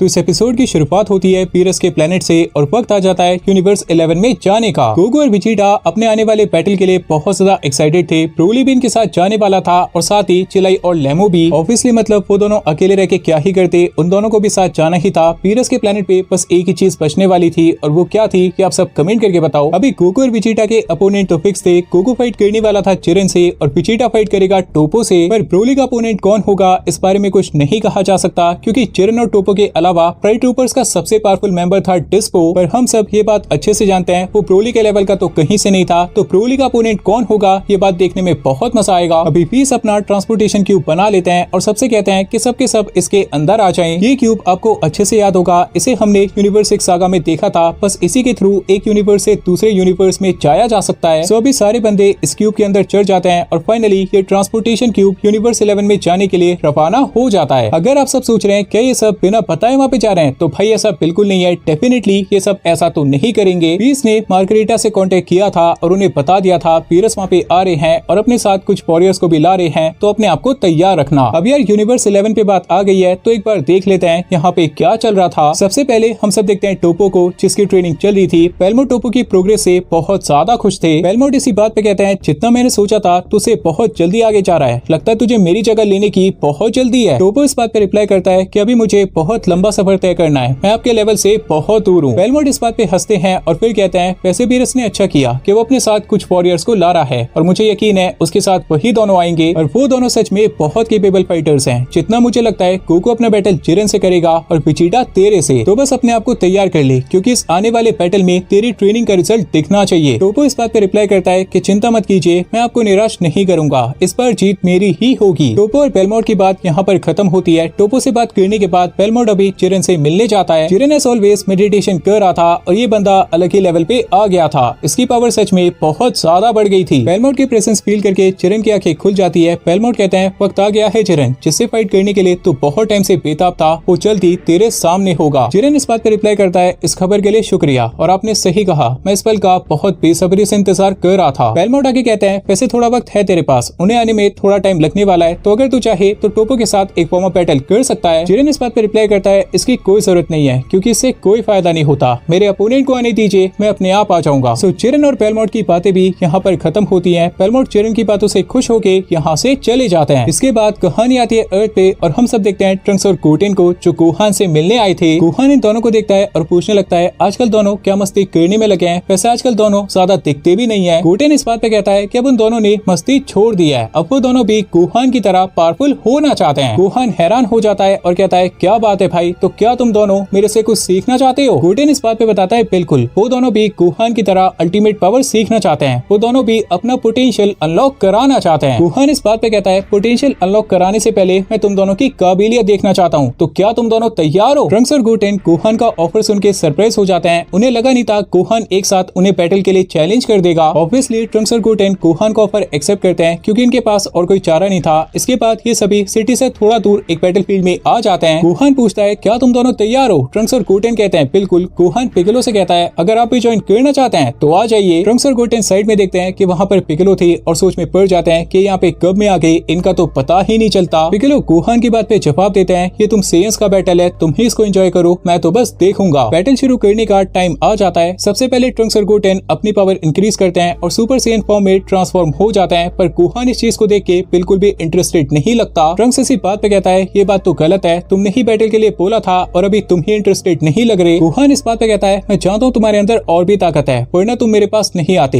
ये वार्म अप बैटल छोड़ो और अपनी असली ताकत दिखाओ। और हाँ, एक बात याद रखना, जितना तुम तुम्हारे अंदर है एक साथ पूरा लगा देना, क्योंकि जितना लंबा ये बैटल चलेगा उतना ही तुम्हारे लिए बुरा होगा। ट्रंक्स और गोटेन अपनी असली पावर दिखाते हैं, वो फिर से पावर अप करते हैं और इस बार सुपर सेयन 3 फॉर्म में ट्रांसफॉर्म हो जाते हैं। गोहान और पिगलो दोनों की इस पावर को देख के खुश हो जाते हैं कि चलो दोनों ने कुछ और भी अचीव किया। गोहान दोनों की तारीफ करता है और कहता है इस पावर को अचीव करना सच में बहुत बड़ी बात है। पर गोहान को ये बात भी बहुत अच्छे से आती कि सुपर सेयन 3 फॉर्म में स्टेमिना ड्रेन का बहुत बड़ा इशू होता है। सो गोहान के मन में अभी यही चल रहा था कि अगर ये दोनों इस फॉर्म को ज्यादा देर तक मेंटेन नहीं कर पाए तो इन दोनों का पोटेंशियल अनलॉक कराने का कोई भी फायदा नहीं होगा। इसके बाद कहानी आती है यूनिवर्स 11 पे। फाइनली यूनिवर्स 7 के सभी मेंबर्स यूनिवर्स 11 में आ जाते हैं और अभी इनकी मेहमान नवाजी होने लगती है। पेल्मोड और मार्गरेटा आगे आते हैं और इन सबका स्वागत करते हैं। पेल्मोड पीरस से कहते हैं क्या बात है पीरस, आजकल तू आराम करने के अलावा दूसरी चीजें भी करने लगा है। वीरस इस बात पे रिप्लाई करता है, यार हर वक्त आराम थोड़ी ना किया जाता है, जिंदगी में मजे होना भी बहुत जरूरी है, वरना हमारी इस बड़ी सी जिंदगी का क्या फायदा। मार्गरीटा की नजर पड़ती है प्रोली पे और वो वीस से कहती है, क्या बात है वीस, तू तो ज्यादा ही फेमस होता जा रहा है, पिछली बार 2 थे और इस बार 3। वीस इस बात पे रिप्लाई करते हैं, दरअसल इन सबको मेरी कमजोरी पता है, इसलिए ये सब मुझे आसानी से मना लेते हैं, और वैसे भी जितने मॉर्टल्स मेरे से ट्रेन होंगे उतना ही हमारे यूनिवर्स के लिए अच्छा होगा, क्योंकि वीरस की हरकतों से लगता रहता है वो बहुत जल्द अपना काम छोड़ने वाले हैं। बेलमोट की नजर भी प्रोली पे जाती है और वो कहता है, अब ये कौन है, लगता है आजकल तेरे प्लेनेट पे बहुत चहल पहल होने लगी है। वीरस बेलमोट को बताते हैं, अबे इसे भी ये दोनों ही लाए थे और ये भी एक सेयन है। बेलमोट इस बात पे कहते हैं, तो फिर इसकी पावर देखने में भी बहुत मजा आएगा, क्या बोलता है वीरस, तो फिर इसके लिए भी एक अपोनेंट का इंतजाम किया जाए। वीरस इस बात पे रिप्लाई करते हैं, अगर इसके लेवल का अपोनेंट मिल जाए तो कर ले, वैसे से अपनी पावर पे पूरा कंट्रोल नहीं है, लेकिन अगर होता तो शायद तुझे ही इससे बैटल करना पड़ता। बेलमोट इस बात को सुन के हैरान हो जाते हैं कि यार इसके अंदर ऐसी क्या ताकत है जो वीरस ने इसके लिए ऐसा बोल दिया। लेकिन बेलमोट ये बात भी अच्छे से जानते थे, ये बंदा एक सेयन है और एक सेयन की पावर को कभी भी नजरअंदाज नहीं किया जा सकता। टूर्नामेंट ऑफ पावर में बेलमोट ने यही सीख ली थी। इसके बाद कहानी आती है ट्रंक्स, गोटेन और गोहान के बैटल पे। गोहान पावर अप करता है और अल्टीमेट फॉर्म में ट्रांसफॉर्म हो जाता है। बैटल फाइनली शुरू हो जाता है। गोटेन लेफ्ट से जाता है और रश करता है गोहान पे और ट्रंक्स जाता है राइट से। गोटेन पंचेस करता है और ट्रंक्स दूर से की अटैक करता है। गोहान गोटेन के पंचेस को डॉज करते हुए एक काउंटर पंच मार के गोटेन को पीछे लॉन्च कर देता है। देन एक साथ ट्रंक्स के पास आता है और उसके फेस पे अपनी नी से अटैक करता है। इतने में गोटेन पीछे से ट्रंक्स को सपोर्ट करने आ जाता है, पर गोहान पीछे की तरफ की अटैक कर देता है। गोटेन इस अटैक को तो डॉज कर लेता है, पर इतने में अपने सामने गोहान को पाता है। गोहान के पास मौका था, वो अपना अगला अटैक लेता है गोटेन पे और उसे ट्रंक्स की तरफ लॉन्च कर देता है। पिगलो गोहान की ऐसी फाइटिंग को देख के काफी इंप्रेस हो जाते हैं। ये बात साफ देखी जा सकती थी कि गोहान जो अपने ऊपर मेहनत कर रहा था उसके रिजल्ट उसको मिल रहे थे, लेकिन अगर बात करें मेहनत की तो ट्रंक्स और गोटेन ने भी अपने ऊपर बहुत मेहनत की थी, तो इन दोनों को भी अपना जलवा दिखाना ही था। दोनों सेंस एक मैसिव पावर अप के साथ सीधा रश करते हैं गोहान पे। गोहान इंस्टेंटली अपने हाथों को आगे लाता है और इन दोनों के पंचेस को फिर से ब्लॉक कर लेता है। ये दोनों किक्स करते हैं गोहान पे। गोहान इस वाले अटैक को भी अपने हाथों से ब्लॉक कर लेता है, पर इस अटैक के फोर्स की वजह से थोड़ा पीछे हो जाता है। कि इतने में तो की अटैक्स गोहान की तरफ आ जाता है। गोहान इन दोनों अटैक को भी रोकता है और ऊपर की तरफ इन्हें डाइवर्ट कर देता है, पर इतने में ट्रंक्स और गोटेन गोहान के साइड में आ जाते हैं और 2 पंचेस मारने में कामयाब हो जाते हैं। ये अटैक गोहान को लग जाता है, पर वो स्माइल कर रहा था। गोहान अपनी पावर बढ़ाते हुए तो बहुत ही स्ट्रॉन्ग पंचेस मारता है दोनों के पेट में। ट्रंक्स और गोटेन को ये दोनों पंचेस बहुत ही बुरी तरह लगते हैं, पर दोनों बहुत जल्दी रिकवर करते हुए गोहान के हाथ को पकड़ लेते हैं। देन उसके बाद दोनों गोहान के हाथ को पकड़ के उसे ऊपर की तरफ उछाल देते हैं। दोनों किक्स करते हैं गोहान पे, पर गोहान इस वाले अटैक को भी ब्लॉक कर लेता है। ट्रंक्स और गोटेन गोहान से थोड़ी दूरी बनाते हैं। वो दोनों थोड़ा पीछे आते हैं और अपना सबसे पावरफुल की अटैक करते हैं गोहान पे। दोनों सेंस के इस वाले अटैक का मैग्नीट्यूड बहुत ही ज्यादा था, इसलिए गोहान इस वाले अटैक को बहुत ही ज्यादा सीरियसली लेता है। गोहान अपनी पूरी ताकत लगा के इन दोनों अटैक्स को ऊपर की तरफ डाइवर्ट करने में कामयाब हो जाता है। ट्रंक्स और गोटेन अटैक करने पड़ते हैं, पर गोहान एक बहुत ही सीरियस फेस के साथ दोनों के अटैक्स को ब्लॉक कर लेता है। इसके बाद गोहान सीधा अपनी बेस फॉर्म में आ जाता है, क्योंकि उसे जो देखना था वो अच्छे से देख चुका था। गोहान देखता है कि ट्रंक्स और गोटेन बिल्कुल भी नहीं थके थे, जिसका मतलब उन्होंने इस पावर को मास्टर कर लिया था। गोहान दोनों की तारीफ करता है और कहता है, इस पावर को मास्टर करना बहुत बड़ी बात है, तुम दोनों ने साबित कर दिया है कि तुम दोनों बहुत आगे आ गए हो। पिगलो इनके पास आते हैं और कहते हैं, और बात रही तुम्हारे पोटेंशियल अनलॉक की, तो मैं डेंडे से कहूंगा वो किंग काई से कांटेक्ट करेगा और किंग काई सुप्रीम काई से। गोहान कहता है, और बहुत जल्द सुप्रीम काई यहाँ पे आ जाएंगे, तो तुम दोनों तैयार रहना। और हाँ, एक बहुत जरूरी बात, अपना फ्यूजन डांस मत भूलना, क्योंकि मुझे यकीन है पोटेंशियल अनलॉक के बाद तुम दोनों के फ्यूजन की पावर मेरी पूरी ताकत को राइवल कर पाएगी। ट्रंक्स और गोटेन इस बात को सुन के कम्प्लीटली शॉक्ड हो जाते हैं, बिकॉज गोहान ने बहुत ही बड़ी बात कही थी यहाँ पे। इसके बाद कहानी आती है यूनिवर्स 11 पे। मार्गरीटा और बेलमोट इन सबको प्लेनेट के सेंटर में लेके आते हैं। वहाँ पर हम सब टोपो को देखते हैं, जो इन सब का ही इंतजार कर रहा था। टोपो इन सबको देखता है, पर उसकी नजर विजिटा पे आके रुकती है। टोपो बहुत ही ध्यान से विजिटा को देखने लगता है। विजिटा इसी बात पे कहता है कि लगता है मेरे से ज्यादा तू इस बैटल के लिए एक्साइटेड है, और ये देख के मुझे बहुत अच्छा लगा। टोपो इसी बात पे रिप्लाई करता है कि टूर्नामेंट ऑफ पावर के बाद से बस एक मौका ढूंढ रहा था तेरे से हिसाब बराबर करने का, और आज फाइनली वो मौका मुझे मिल चुका है। विजिटा इस बात को सुन के हंसने लगता है और कहता है, यही तो चाहिए, अपोनेंट बिल्कुल ऐसा ही होना चाहिए, तभी तो बैटल का असली मजा आता है। गोकू आसपास देखता है कि टोपो तो यहीं पे था, पर चिरन कहाँ पे था? क्या किसी ने उसे इन्फॉर्म नहीं किया कि गोकू आने वाला है? गोकू टोपो से पूछता है कि चिरन कहाँ पर है, और इतने में गोकू को चिरन की आवाज आती है, मैं तेरा ही इंतजार कर रहा था। गोकू पीछे मुड़ के देखता है कि फाइनली चिरन भी वहाँ पे आ गया था, और गोकू चिरन को ऑब्जर्व करने लगता है। गोकू और भी ज्यादा एक्साइटेड हो जाता है, क्योंकि उसे चिरन की बढ़ती पावर फील होने लगती है। लेकिन बात करें चिरन की, उसके फेस पे कोई एक्साइटमेंट नहीं थी, उसका नेचर बिल्कुल पहले जैसा था। गोकू इसी बात पे कहता है कि शायद तुझे इस बैटल में इतना इंटरेस्ट नहीं है, शायद तू इस बैटल को एक आम सा बैटल समझ के लड़ेगा। लेकिन चिरन इस बात पे कहता है कि इस गलत गलतफहमी को दूर कर दे। मेरे अंदर इस बैटल को लेके बहुत आग है जो तुझे अभी फील नहीं होगी लेकिन बैटल में जरूर होगी। गोकू इस बात पे कहता है ये सुन के बहुत अच्छा लगा, मतलब तू भी मेरी तरह इस बैटल के पूरे मजे उठाने वाला है। जिरेन इस बात पे रिप्लाई करता है बिल्कुल नहीं, मैं मजे के लिए बैटल नहीं करता, मैं जीतने के लिए बैटल करता हूँ। गोकू समझ जाता है कि जिरेन इस बैटल में अपना सब कुछ लगाने वाला है, वो किसी भी कीमत पे इस बैटल को जीतने की कोशिश करेगा। इसके बाद ये सब उस जगह पे आ जाते हैं जहाँ पर बैटल्स होने वाले थे। शायद पीरस की तरह पेलमोट भी अपने प्लेनेट से बहुत प्यार करते थे, इसलिए वहाँ पे बैटल करने की परमिशन नहीं दी। अभी डिसाइड करना था कि सबसे पहले कौन जाएगा, गोकू और जिरेन या फिर विजिटा और टोपो। टोपो और जिरेन को पहले या बाद में जाने से कोई फर्क नहीं पड़ने वाला था, पर बात करें गोकू और विजिटा की तो इनको फर्क पड़ने वाला था। तो ये दोनों वही करने लगते हैं जो हमेशा से करते आए हैं। दोनों के बीच रॉक पेपर सीजर्स खेला जाता है और यकीन करना मुश्किल है पर गोकू विजिटा को हरा देता है, बिल्कुल बू सागा वाले स्टाइल में। सो पहला बैटल होने वाला था गोकू और जिरेन का, और इस बैटल को लेके आप सब कितने ज्यादा एक्साइटेड हो इस बात का अंदाजा मैं लगा सकता हूँ, क्योंकि ये बैटल रियल सीरीज में भी हम सब देखना चाहते हैं। इसके बाद कहानी आती है फ्रीजा पे, जिसने अपनी ट्रेनिंग फिनिश कर ली थी। वो ट्रेनिंग चेंबर के बाहर आता है और काफी रिलैक्स लगता है। मतलब यार इस बंदे को एक गॉड ऑफ डिस्ट्रक्शन को चैलेंज करना था, पर ये तो बिल्कुल चिल लग रहा था। इसके अंदर इतना कॉन्फिडेंस कहाँ से आया कि कोनो भी फ्रीजा के ऐसे कॉन्फिडेंस को देख के हैरान हो जाता है कि यार इन्हें गॉड ऑफ डिस्ट्रक्शन से फाइट करना था, पर इनके फेस पे कोई डर कोई खौफ नहीं था। इवन पेरी ब्लू भी सरप्राइज हो जाती है, बिकॉज उसे भी ऐसा लगा था फ्रीजा काफी टेंस्ड होगा, पर ये तो यहाँ पे उल्टा लग रहा था। कि कोनो पूछता है तो क्या हम पीरस के प्लेनेट पे चले, और फ्रीजा इस बात पे रिप्लाई करता है बिल्कुल, इंतजार किस बात का। कि कोनो हंसने लगता है क्योंकि उसे ऐसा लगता है फ्रीजा की पावर पीरस को हरा ही देगी, वरना वो इतना कॉन्फिडेंट थोड़ी ना होते। सो अभी फ्रीजा के ऑर्डर को मानते हुए फ्रीजा की स्पेसशिप पीरस के प्लेनेट की तरफ बढ़ने लगती है। और बात रही कि इनके पास लोकेशन कैसे आई, तो ये जानना बहुत आसान है। फ्रीजा पीरस के लिए काम किया करता था तो शायद उसे पता होगा, और अगर उसे पता नहीं होगा तो शायद उसने सुनो से पता निकल पा लिया होगा। लेकिन एक चीज क्या आपने नोटिस की, फ्रीजा उस टाइम पे पीरस के प्लेनेट पे जाने वाला था जब पीरस यूनिवर्स 11 में थे। मतलब फ्रीजा जैसे ही पीरस के प्लेनेट पे पहुंचेगा तो उसे वहाँ पे कोई और मिलेगा। और ये बात मैं आपसे फिर से पूछता हूँ, क्या आप सब गैस कर सकते हो वहाँ पर कौन होगा? तो ये जो सिनेरियो बनने वाला था कि फ्रीजा पीरस के प्लेनेट पे जाएगा और पीरस को उनके प्लेनेट पे नहीं पाएगा, इस बात का फायदा उठा के फ्रीजा कुछ ना कुछ तो करेगा। वैसे यार फ्रीजा कुछ भी करे, बस एक काम ना करे, पीरस के प्लेनेट को नुकसान ना पहुंचाए, क्योंकि पीरस वापस आने के बाद कुछ करे ना करे पर एक काम तो पक्का करेंगे। फिलहाल फ्रीजा के लिए ये एक बहुत बड़ा मोमेंट होने वाला था, क्योंकि शायद पहली बार वो पीरस के प्लेनेट को देखेगा, उस प्लेनेट को जहाँ पर वो हमेशा के लिए खुद को देखना चाहता है।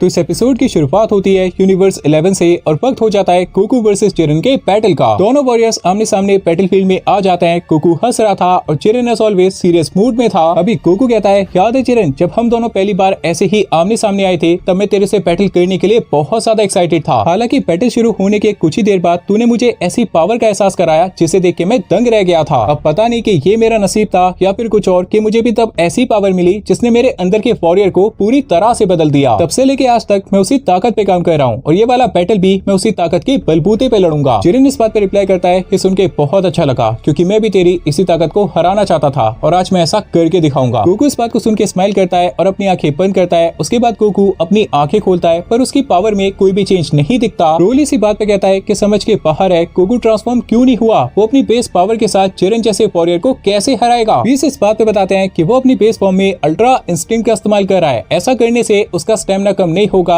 और ये उसकी बहुत अच्छी स्ट्रेटेजी है। बेलमोट इस बात पे कहते हैं, तो इस मॉर्टल ने इस डिवाइन टेक्निक पे इतनी अच्छी पकड़ बना ली है, ये बात सच में तारीफ के काबिल है। अभी फाइनली बैटल शुरू होता है। सबसे पहले जिरेन गोकू की तरफ पड़ता है और उस पे काफी सारे अटैक्स करता है, पर गोकू उसके सभी अटैक्स को काफी अच्छे से डॉज करता है। गोकू की मूवमेंट बहुत क्लीन थी। जिरेन इस बात को ऑब्जर्व करता है, वो अटैक करता रहता है गोकू पे, पर गोकू उसके अटैक को डॉज करता रहता है। जिरेन थोड़ा और दम लगाता है, पर ऐसा करने से गोकू को एक ओपनिंग मिल जाती है, जिसका फायदा उठा के गोकू एक काउंटर अटैक देता है जिरेन को। इस अटैक से जिरेन को बहुत ही मामूली सा डैमेज होता है, पर उसे ये बात पता चल जाती है कि गोकू उसकी मूवमेंट को काफी अच्छे से रीड कर रहा था। मार्गरीटा गोकू के फाइटिंग स्टाइल से इंप्रेस होकर पीस की तारीफ करती है कि तूने इस मॉर्टल के ऊपर सच में बहुत मेहनत की है, ये सच में बहुत अच्छा कर रहा है। पीस इस बात पे बताते हैं कि ये बंदा एक स्पेशल मॉर्टल है, इसे बस एक रास्ता चाहिए, वो रास्ता मिलते ही ये उस पे भागने लगता है और ये नेचुरली सभी चीजों को बहुत जल्दी सीख जाता है। विजिटा बैटल को एनालाइज करके कहता है, पर इस तरह के अटैक से वो जिरेन को नहीं हरा पाएगा। जिरेन को हराने के लिए उसे अपनी पूरी ताकत लगानी ही पड़ेगी। और विजिटा के ऐसा कहते ही बैटल में वही होता है। जिरेन बैटल को हीट अप करता है, गोकू के पीछे आता है और एक क्लीन हिट देता है गोकू को। गोकू अपना कंसंट्रेशन नहीं खोता, वो ऐसे ही बैटल कंटिन्यू करता है, पर जिरेन की बढ़ती पावर ने गोकू की इंस्टिंक्ट को सरपास कर दिया था। जिरेन अभी बहुत ज्यादा अग्रेसिवली गोकू से फाइट करता है, उसे काफी सारे अटैक्स देता है। कुछ अटैक्स गोकू डॉज कर पाता है, पर कुछ अटैक्स उसे लग भी जाते हैं। हम सबको लगा था कि अभी तक के बैटल में गोकू जिरेन के फाइटिंग स्टाइल को काफी अच्छे से एनालाइज कर रहा था, और ऐसा था भी, पर शायद हम सब भूल गए थे कि जिरेन भी तो वही कर रहा था, वो भी गोकू की इंस्टिंक्ट को काफी अच्छे से रीड कर रहा था। वेलमोट इसी बात पे कहते हैं कि जिरेन की तरफ से स्टेटमेंट था कि बचकानी हरकतें बंद कर और असली बैटल शुरू कर। इसके बाद कहानी आती है अर्थ पे। पिगलो टेंडे से कांटेक्ट करता है, टेंडे किंग काई से और किंग काई सुप्रीम काई से। मतलब काफी लंबी चेन बन गई थी यहाँ पे। सुप्रीम काई सीधा गोहान के घर पे आ जाते हैं और आते ही पूछने लगते हैं कि उनकी कोई मदद चाहिए। गोहान इस बात पे बताता है बिल्कुल, दरअसल मेरी तरह ट्रंक्स और गोटेन भी अपना पोटेंशियल अनलॉक कराना चाहते हैं। सुप्रीम काई इस बात पे कहते हैं बिल्कुल, क्यों नहीं, एल्डर काई उनका भी पोटेंशियल अनलॉक कर देंगे, उनको बहुत खुशी होगी। गोहान इस बात पे कहता है बहुत अच्छा, तो अभी आप इन दोनों को अपने साथ ले जाइए, और हाँ, जितना जल्दी हो सके इन्हें वापस छोड़ने भी आ जाना, क्योंकि इन दोनों को स्कूल जाना होता है। सुप्रीम काई कहता है वैसे आजकल यूनिवर्स में सब कुछ अच्छा ही जा रहा है, तो इस ट्रेनिंग के पीछे असल मकसद क्या है। गोहान इस बात पे बताता है कि ये बात तो आप भी अच्छे से जानते हैं, अर्थ पे कभी भी कोई भी बड़ा खतरा आ जाता है। इवन कुछ टाइम पहले एक खतरा आया भी था जिसको हराने में हमारी हालत खराब हो गई थी, इसीलिए आगे आने वाले खतरों के लिए हम सब तैयार रहना चाहते हैं। जितने वॉरियर्स हमारे पास होंगे उतनी हमारी मदद होगी। सुप्रीम काई गोहान की बात समझ जाता है और ट्रंक्स और गोटेन को अपने प्लेनेट पे लेके आ जाते हैं। ट्रंक्स और गोटेन ने पहली बार सुप्रीम काई के प्लेनेट को देखा था और उन दोनों को ये प्लेनेट बहुत साफ लगता है। लाइक यहाँ की हवा और यहाँ का एटमॉस्फेयर काफी अच्छा लगता है, जो अर्थ के हिसाब से काफी अच्छा था भी। एल्डर काई देखते हैं कि सुप्रीम काई अपने साथ गोकू और विजिटा के बेटों को लाए थे और पूछने लगते हैं इन दोनों को यहाँ पे क्यों लाया गया है। सुप्रीम काई उन्हें बता देते हैं कि ये दोनों भी गोहान की तरह अपना पोटेंशियल अनलॉक कराना चाहते हैं। एल्डर काई के मन में वही आ जाता है जो नहीं आना चाहिए, और वो सोचने लगते हैं कि अब इन दोनों से क्या मांगू, पर उनका मन बदल जाता है बिकॉज उन्हें लगता है ये दोनों बच्चे मुझे क्या ही दे सकते हैं। सो एल्डर काई बिना कोई रिश्वत लिए, जो कि काफी अजीब बात थी, इन दोनों को जमीन पे बिठा देते हैं और अपना काम शुरू कर देते हैं। इसके बाद कहानी आती है गोकू और जिरेन के बैटल पे। जिरेन ने गोकू की पावर को अडेप्ट कर लिया था, तो अभी गोकू के पास बस एक ही ऑप्शन बचा था। जिरेन गोकू पे पंच करता है, गोकू उसके पंच को ब्लॉक करता है। जिरेन अपना दूसरा पंच लेता है, गोकू उस वाले पंच को भी ब्लॉक कर लेता है। गोकू किक करता है तो जिरेन हवा में उछल के एक फिस्ट बनाते हुए उसको हिट करता है और गोकू नीचे जमीन पे आके स्लैम होता है। बैटलफील्ड में बहुत बड़ा एक्सप्लोजन हो जाता है और इस एक्सप्लोजन के अंदर से perfected ultra instinct Goku Jiren के पेट में एक बहुत ही पावरफुल पंच मारता है। अगर आप सब सोच रहे हैं कि गोकू ने ट्रू अल्ट्रा इंस्टिंक्ट का इस्तेमाल क्यों नहीं किया, तो इस बात को समझना बहुत आसान है। ये कोई जिंदगी और मौत का बैटल नहीं था, ना ही किसी की जान दांव पे लगी थी, जिसकी वजह से गोकू के इमोशंस ट्रिगर हो जाते। सो परफेक्टेड अल्ट्रा इंस्टिंक्ट गोकू आते ही अपना जलवा दिखा देता है। लेकिन अगर बात करें जिरेन की, तो वो इस पंच को खाने के बाद भी हंसने लगता है। उसको देख के ऐसा लगता है जैसे वो इसी पल का इंतजार कर रहा था। जिरेन अपने आप को संभालता है, थोड़ा पीछे हो जाता है। उसके सामने था गोकू, जिसने अपना फाइटिंग पोज लेके रखा था। जिरेन बहुत ही तेजी से, मतलब एकदम इंस्टेंट गोकू के सामने आ जाता है। गोकू रिएक्ट कर पाता, इतने में जिरेन उसके फेस पे एक बहुत ही खतरनाक पंच मारता है। गोकू रिकवर करता है और अपने दोनों हाथों को अपने फेस के सामने ले आता है, बिकॉज हम सब देखते हैं जिरेन ने अपना अगला अटैक ले लिया था जिसको गोकू ने ब्लॉक किया था। गोकू इंस्टेंटली काउंटर अटैक लेता है और ये वाला अटैक जिरेन को लग भी जाता है, पर मजे की बात ये थी कि जिरेन इस वाले अटैक के इम्पैक्ट को सह लेता है, जिससे जिरेन को एक बहुत अच्छा फायदा होता है। वो अपनी पोजीशन नहीं खोता और उसके पास भी अटैक करने का मौका आ जाता है और वो इंस्टेंटली गोकू पे अटैक करता है। इस वाले अटैक के इम्पैक्ट से गोकू नीचे जमीन पे आके स्लैम होता है और बैटलफील्ड में एक बहुत ही बड़ा क्रेटर बन जाता है। जिरेन फिर से बहुत ही तेजी से आता है, फिर से गोकू पे अटैक करने में कामयाब हो जाता है। इस पर उसे ऊपर की तरफ लॉन्च करता है, देन फॉलो अप करके उसे फिर से जमीन पे स्लैम करता है। अगेन बैटलफील्ड में एक बहुत बड़ा क्रेटर बन जाता है। गोकू फिर से उड़ता है, पर इस पर जिरेन उसके पीछे से आता है। गोकू पीछे मुड़ता है तो इस पर जिरेन पंचेस की बारिश कर देता है। गोकू अभी बस ब्लॉक करने पे फोकस करता है, बिकॉज़ जिरेन उसे अटैक करने का मौका ही नहीं दे रहा था। वो काफी तेजी से उसकी तरफ आ रहा था। गोकू खुद से थोड़ी दूरी बनाता है, वो पीछे आके हवा में एक फिस्ट मारता है, जिससे एक शॉक वेव बनता है और वो जाके हिट होता है जिरेन को। दोनों वॉरियर्स एक दूसरे से थोड़ा दूर हो जाते हैं। गोकू समझ गया था जिरेन ने उसकी स्पीड को अडेप्ट कर लिया था, और यही तो यूआई की वीकनेस होती है। अगर सामने वाला तेज हो तो वो उस पे भारी पड़ जाता है। इसके बाद कहानी आती है सुप्रीम काई के प्लेनेट पे।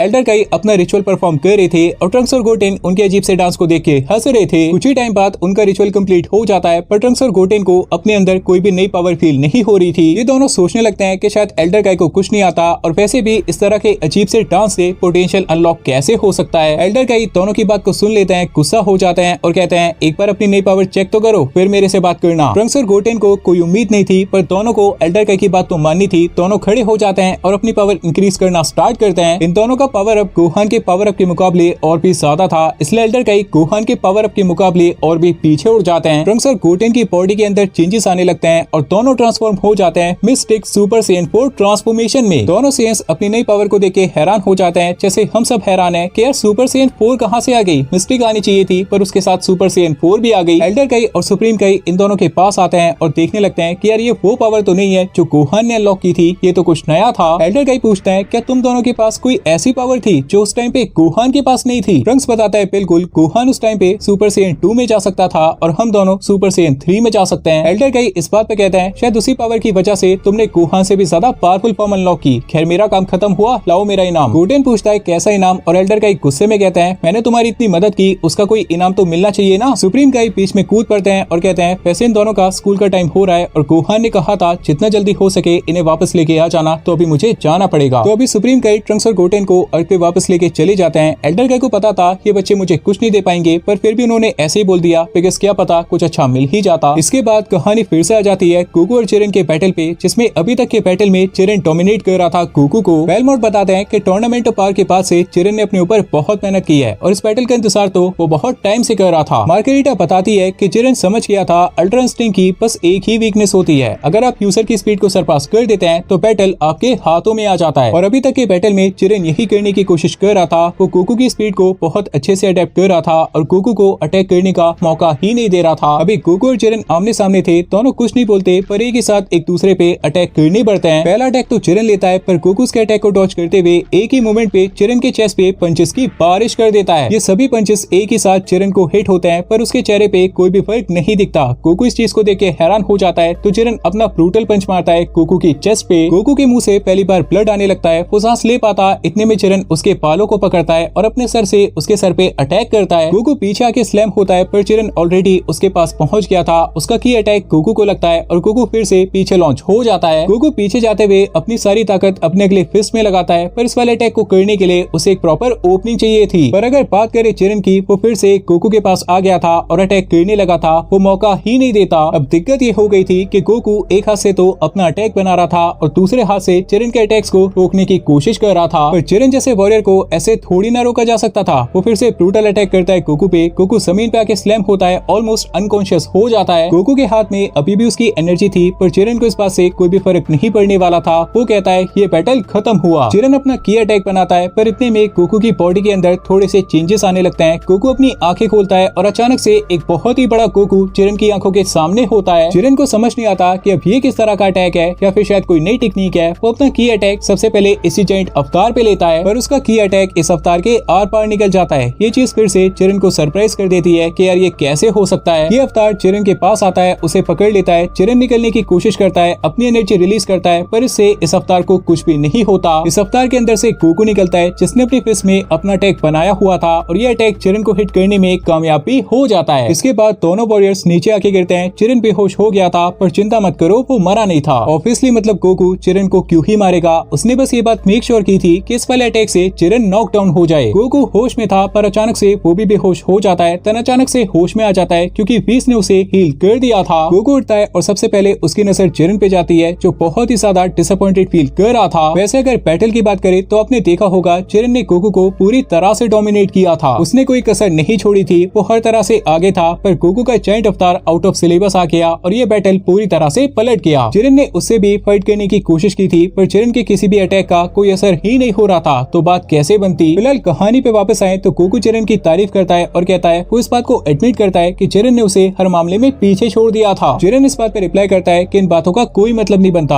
आज भी गोकू ने इस बैटल को जीता जो एक्चुअली में मैटर करता है। बेलमोट भी चिरन की तारीफ करते हैं और कहते हैं, तू उससे आगे था चिरन, तू उससे बहुत आगे था, बस आखिरी बार नहीं दे पाया वरना जीत तेरी ही होती। चिरन को बहुत बुरा फील होता है, वो यहाँ से जाना चाहता था पर वो ऐसा नहीं करता क्योंकि अभी उसके दोस्त का बैटल बाकी था और अपने दोस्त के लिए रुकना, उसे सपोर्ट करना ये उसका फर्ज था। टूर्नामेंट ऑफ पावर में उसने यही सीख ली थी। मार्गेरिटा फिर से बातें करने लगती हैं और पूछती है कि आखिर ये यूआई का किस तरह का वेरिएंट था। बीस इस बात पे बताते हैं कि एक सेयन का यूनिक स्टाइल था, इसके बारे में अभी बहुत कुछ जानना बाकी है। गोकू बीस से पूछता है कि आखिर ये जायंट अवतार बनता कैसे है, मैं खुद से इसे बनाता हूँ पर मुझे ही समझ नहीं आता ये बन कैसे जाता है। बीस इस बात पे बताते हैं कि ये तुम्हारी विल पावर से बनता है, तुम हर हालात में बैटल जीतना चाहते हो और ये अवतार उसी चीज में तुम्हारी मदद करता है। और इससे एक और चीज पता चलती है कि विल पावर से बड़ी कोई चीज नहीं होती, अगर यकीन करो तो कुछ भी हो सकता है। सो गोकू वर्सेस चिरन का बैटल यहाँ यहाँ पे कंप्लीट होता है। पावर जरूर चरण में ज्यादा थी पर गोकू की विल पावर उस पे भारी पड़ गई। अभी बारी आती है अगले बैटल की, वेजिटा वर्सेस टोपो। दोनों वॉरियर्स बैटलफील्ड में आ जाते हैं और एक दूसरे को देखने लगते हैं। अब इस बैटल में ये देखना पड़ेगा कि किस बंदे की हाकाई पावर इस बैटल को डोमिनेट करेगी। कहीं ऐसा ना हो जाए कि हाकाई पावर को यूज करने के चक्कर में कोई तबाह ही हो जाए। फाइनली ये बैटल शुरू करने का टाइम आ जाता है। दोनों ही वॉरियर्स इस बैटल को लेके काफी ज्यादा कॉन्फिडेंट लग रहे थे।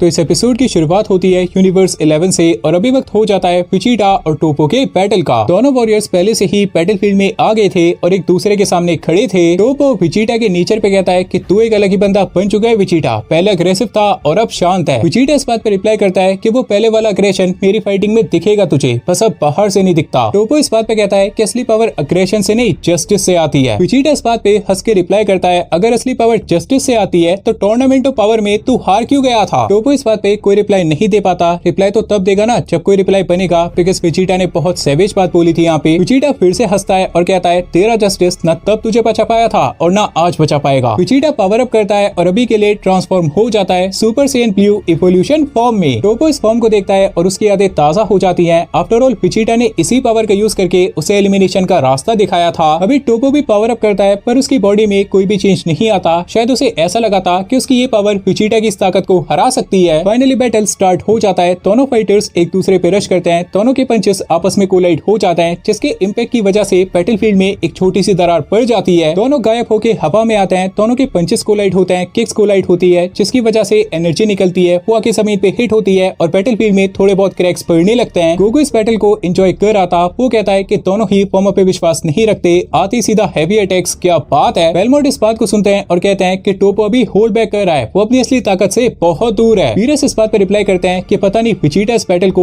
इतना लंबा क्यों खींच रहा है, वो चाहे तो बहुत आराम से इस बैटल को अभी खत्म कर सकता है। बेलमोंट इस बात को सुन के हैरान हो जाते हैं कि क्या सच में वेजिटा के अंदर इतनी ताकत है, पर उन्हें टोपो की पावर पे पूरा भरोसा था, इसलिए वो अभी भी कॉन्फिडेंट थे। बैटल में हम सब देखते हैं फाइनली वेजिटा एक क्लीन हिट देता है टोपो को। काउंटर अटैक करते हुए टोपो अपनी नी मारता है वेजिटा के पेट में। वेजिटा अपनी एल्बो को टोपो के फेस पे हिट करता है, देन किक करके उसे पीछे लॉन्च कर देता है। टोपो पीछे जा रहा था, इतने में की अटैक बना के वो वेजिटा पे हिट करता है। वेजिटा अपने दोनों हाथों को आगे लाता है, उसके अटैक्स को ब्लॉक कर लेता है। टोपो गायब होके एक सेकंड में वेजिटा के पीछे आता है, उसकी नेक पे हिट करने ही वाला होता है पर वेजिटा बिना पीछे देखे उसके अटैक को ब्लॉक कर लेता है। देन पीछे की तरफ एक एल्बो मारता है जो टोपो के पेट में लगती है। उसके बाद पीछे मुड़ के एक किक करता है और टोपो जमीन पे आके हिट होता है। वेजिटा अगर चाहता तो टोपो की तरफ बढ़ के उसे फिर से डैमेज दे सकता था, पर वो ऐसा नहीं करता। वो जहाँ पे खड़ा था वहीं पे खड़ा रहता है। बेसिकली ये उसकी तरफ से इशारा था कि टोपो की ये पावर उसका कुछ नहीं बिगाड़ सकती। अगर टोपो चाहे तो कोशिश कर सकता है पर इससे कोई फायदा नहीं होगा। टोपो उठ जाता है, वेजिटा उसके सामने था। अभी टोपो अपनी असली ताकत बाहर लाने लगता है। फाइनली असली बैटल अभी शुरू होगा। इसके बाद कहानी आती है फ्रीसा पे, जो फाइनली पीरस के प्लेनेट पे पहुंच गया था। वैसे काफी टाइम लग गया फ्रीसा को यहाँ पे पहुंचने में। फ्रीसा पीरस के प्लेनेट पे अपना पहला कदम रखता है। उसे ऐसा लगा था पीरस उसकी एनर्जी को फील करके खुद से उसके पास आएंगे, पर वहाँ तो एक मच्छर तक नहीं आता। फ्रीसा थोड़ा सरप्राइज हो जाता है, देन सीधा प्लेनेट के सेंटर में जाता है जहाँ पर पीरस का कैसल था, पर वहाँ पर भी न उसे पीरस दिखते हैं और न ही पीस। फ्रीसा सोचने लगता है कि शायद गलत एड्रेस पे आ गई, यहाँ पे तो कोई भी नहीं है, कि फाइनली उससे कोई मिलने आता है। फ्रीसा देखता है वहाँ पर एक मछली थी और उससे पूछने लगता है कि यही पीरस का प्लेनेट है या फिर वो गलत एड्रेस पे आया है। ऑरेकल फिश बताती है बिल्कुल यही पीरस का प्लेनेट है, पर यहाँ पर आना अलाउड नहीं है, अगर पीरस ने देख लिया तो तुम सब तो गए। फ्रीसा कहता है कि बस इतना बता पीरस कहाँ पर है। ऑरेकल फिश बताती है वो तो यूनिवर्स 11 में गए हैं। फ्रीसा पूछता है कब तक वापस आएंगे। ऑरेकल फिश कहती है क्या पता। फ्रीसा भी सोचने लगता है कि क्या किया जाए, तन उसके मन में एक ही जवाब आता है कि इंतजार करने के अलावा और कोई चारा ही नहीं है। ऑरेकल फिश अगेन कहती है कि यहाँ से चले जाओ, लेट मत करो, क्योंकि अगर पीरस आ गए ना तो तुम सबके नाम के पहले लेट लग जाएगा। फ्रीसा ऑरेकल फिश को डराता है और कहता है अपनी बकबक से मुझे परेशान करना बंद कर और मेरी नजरों से दूर हो जा। ऑरेकल फिश डर के दूर भाग जाती है, जो कि काफी स्मार्ट था क्योंकि पीरस यहाँ पे नहीं थे तो उसे बचाने वाला भी कोई नहीं था। फ्रीसा पूरे प्लेनेट को अच्छे से देखने लगता है क्योंकि कुछ टाइम बाद उसके अकॉर्डिंग ये प्लेनेट उसका ही होने वाला था, तो इस प्लेनेट से फेमिलियर होना तो बनता था। इसके बाद कहानी आती है बैटल पे। टोपो पावर अप करता है और फाइनली अपनी डिस्ट्रक्शन फॉर्म में ट्रांसफॉर्म हो जाता है। वेजिटा पावर को देख के स्माइल करता है और अपना फाइटिंग स्टांस ले लेता है। टोपो अपनी जगह पे खड़ा रहता है तो उस पर वेजिटा रश करता है टोपो पे। वो उसके फेस पे एक पंच मारता है, पर टोपो इस वाले पंच को हेड ऑन लेता है और उसे कुछ भी नहीं होता। वेजिटा हैरान हो जाता है तो टोपो उसके सर को पकड़ के उसको जमीन पे बहुत ही बुरी तरह स्लैम करता है। वेजिटा का फेस अभी भी टोपो के हाथों में था। वेजिटा की अटैक करता है, पर ये सारे की अटैक टोपो को लगते ही अपने आप गायब हो जाते हैं। डिस्ट्रक्शन एनर्जी का कमाल। टोपो वेजिटा को उठाता है, उसको हवा में उछाल के उसके पेट में एक बहुत ही पावरफुल पंच मारता है। वेजिटा पीछे जाने लगता है तो टोपो एक बहुत ही बड़ी हाकाई बॉल बना के उस पे अटैक करता है। बेलमोट टोपो की ऐसी फाइटिंग को देख के खुश हो जाते हैं और कहते हैं ये हुई ना बात, ये है यूनिवर्स 11 का होने वाला अगला गॉड ऑफ डिस्ट्रक्शन। टोपो की हाकाई एनर्जी से बैटलफील्ड में एक बहुत बड़ा क्रेटर बन गया था। टोपो की नजर इसी क्रेटर पे थी क्योंकि इसी के अंदर वेजिटा था। अचानक से इस क्रेटर के अंदर से बहुत ज्यादा अमाउंट में हाकाई एनर्जी निकलने लगती है और इस हाकाई एनर्जी के अंदर से निकलता है अल्ट्रा ईगो वेजिटा। टोपो इस चीज को देख के पूरी तरह से शॉक हो जाता है कि यार इसने भी हाकाई एनर्जी को सीख लिया। मार्गरीटा इस बात पे कहती है एक के पास अल्ट्रा इंस्टिंक्ट, दूसरे के पास डिस्ट्रक्शन पावर, आखिर यूनिवर्स 7 में अगला गॉड ऑफ डिस्ट्रक्शन बनने के कितने कैंडिडेट्स हैं? बीस इस बात पे हंस के रिप्लाई करते हैं कि सबसे आगे यही हैं, पर इन दोनों में से कोई भी गॉड ऑफ डिस्ट्रक्शन नहीं बनना चाहता। बेलमोट कहते हैं इसे जरूर तूने ही सिखाया होगा बीरस। बीरस कहते हैं हाँ यार अपनी तारीफ क्या ही करूं, खुद ही समझ जा, मैंने सिखाया है और कौन ही सिखाएगा। अल्ट्रा ईगो वेजिटा टोपो के सामने आ जाता है। टोपो कहता है माना तू भी इस पावर को इस्तेमाल करना जानता है लेकिन मेरी पकड़ इस पे तेरे से बहुत ज्यादा है। वेजिटा इस बात को सुन के हंसने लगता है और इंस्टेंटली टोपो के सामने आ जाता है। टोपो इस चीज को देख के पूरी तरह से डर जाता है और थोड़ा पीछे हो जाता है कि अचानक से टोपो को अपनी राइट साइड में से वेजिटा की आवाज आती है। भाई कितना डराएगा वेजिटा इसे। वेजिटा एक छोटे से पत्थर को उठाता है, उसे हाकाई करता है और कहता है जब एक सेयन ऐसी ताकत का इस्तेमाल करता है ना तब ये ताकत और भी ज्यादा खतरनाक बन जाती है। टोपो को समझ नहीं आता वेजिटा इतनी जल्दी उसकी साइड में कैसे आ गया। एक पल पहले उसके सामने था और अगले ही पल उसके साइड में आ गया। इससे एक और बात साफ हो गई थी कि अल्ट्रा ईगो फॉर्म में वेजिटा की स्पीड भी बहुत ज्यादा बढ़ जाती है। वीरस वेजिटा से कहते हैं जल्दी खत्म कर इसे, ज्यादा देर खींचने का कोई मतलब नहीं बनता। मतलब यार क्या ही बात है, वीरस का कॉन्फिडेंस भी अलग ही लेवल। सो अभी अल्ट्रा ईगो वेजिटा और हाकाइशिन टोपो के बैटल का मतलब कह सकते हैं कि अंत शुरू हो गया था। इसके बाद कहानी आती है अर्थ पे। सुप्रीम काई, ट्रंक्स और गोटेन सीधा गोहान और पिकलो के पास आते हैं। गोहान देखता है कि ट्रंक्स और गोटेन वापस आ गए हैं और उनसे पूछने लगता है क्या दोनों को अल्टीमेट पावर मिल गई। ट्रंक्स और गोटेन स्माइल करते हैं और मिस्टिक सुपर सेन 4 फॉर्म में ट्रांसफॉर्म हो जाते हैं। पिकलो और गोहान दोनों की इस पावर को देख के हैरान हो जाते हैं। उनके अकॉर्डिंग भी ये ताकत कमाल की थी। ट्रंक्स और गोटेन पावर डाउन करते हैं और अपनी बेस फॉर्म में वापस आ जाते हैं। देन गोहान से पूछने लगते हैं उसको ये पावर कैसी लगी। इस बात पे गोहान उल्टा पूछता है कि किस तरह की पावर थी और गोटेन बताता है हमारे पास सुपर सेन 3 फॉर्म थी ना, इसी वजह से पोटेंशियल अनलॉक से हमें और भी ज्यादा बेनिफिट मिला। गोहान इस बात को समझ जाता है और कहता है पावर तो कमाल की है लेकिन एक बात याद रखना, किसी भी पावर को अचीव करना और उसको मास्टर करना इन दोनों में बहुत बड़ा फर्क होता है। इसीलिए जितना जल्दी हो सके इस पावर को मास्टर करो, इसको अपना नेचर बना लो, तभी इसका असली बेनिफिट तुम्हें मिल पाएगा। दोनों सेंस गोहान की बात को समझ जाते हैं और कहते हैं वो दोनों भी पिकलो और गोहान के साथ ही ट्रेन होंगे। इसके बाद कहानी फिर से आ जाती है वेजिटा और टोपो के डिस्ट्रक्टिव बैटल पे। वेजिटा रश करता है टोपो पे और उसके पेट में एक बहुत ही ब्रूटल पंच मारता है। टोपो काउंटर अटैक करता है पर वेजिटा गायब होके उसके पीछे आता है। तेने किक करके उसे पीछे लॉन्च कर देता है। टोपो खुद को संभालता है और सामने की तरफ देखता है और वेजिटा उसके सामने ही होता है। I mean, बिल्कुल उसके सामने होता है। कुछ इंच इसका फर्क होगा दोनों में। टोपो घबरा के एक पंच मारता है। वेजिटा जानबूझ के इसे अपने ऊपर लेता है। देन बहुत ही आराम से टोपो के हाथ को पकड़ता है, उसे साइड में करता है और एक और ब्रूटल हिट देता है। टोपो जमीन पे खिसकता हुआ पीछे जा रहा था पर अचानक से रुक जाता है बिकॉज रास्ते में वेजिटा के पैर से बना एक ब्रेकर आ जाता है। टोपो का सर वेजिटा के पैर के नीचे था। वेजिटा कहता है कि ये बैटल खत्म हुआ, इससे आगे बैटल करने का कोई मतलब नहीं बनता। पर ये बात टोपो के लिए बहुत ज्यादा एम्बैरेसिंग थी। वो अपनी एनर्जी रिलीज करता है जिस वजह से वेजिटा पीछे आ जाता है। टोपो अपनी पूरी ताकत लगा के एक बहुत बड़ी हाकाई बॉल बनाता है। वेजिटा इसके लिए तैयार था और टोपो अपना अटैक ले लेता है वेजिटा पे। वेजिटा अपनी एनर्जी इंक्रीज करता है, हाकाई ऑरा उसे सराउंड कर लेता है जिसका फायदा उठा के वेजिटा टोपो की हाकाई बॉल के अंदर चला जाता है। देन दूसरी तरफ से बाहर निकलता है और टोपो के फेस पे अपना फाइनल अटैक लेता है। यह अटैक टोपो को लग जाता है, वो पीछे आके स्लैम होता है और अपनी बेस फॉर्म में आ जाता है। वेजिटा भी अपनी पावर डाउन करके बेस फॉर्म में आ जाता है। काफी आसानी से वेजिटा इस बैटल को जीत जाता है। बाकी सब भी इनके पास आ जाता है। मार्गरीटा टोपो को हील करती है और बात रही वेजिटा की, उसे हील की कोई जरूरत नहीं थी। टोपो खड़ा होता है और वेजिटा की तारीफ करता है कि सच में वेजिटा ये चीज डिजर्व करता था, वो हर मामले में टोपो से ऊपर था। वेजिटा भी टोपो से हाथ मिलाता है और उसकी बातों को पूरा सम्मान देता है। पीरस कहते हैं अगर तुम दोनों की ख्वाहिश पूरी हो गई तो चले। अब बेलमोट कहते हैं अब रुक यार, ये तीसरा तो रह गया और देख डिस्पो भी यहाँ पे आ चुका है। पीरस कहते हैं मैंने कहा था ना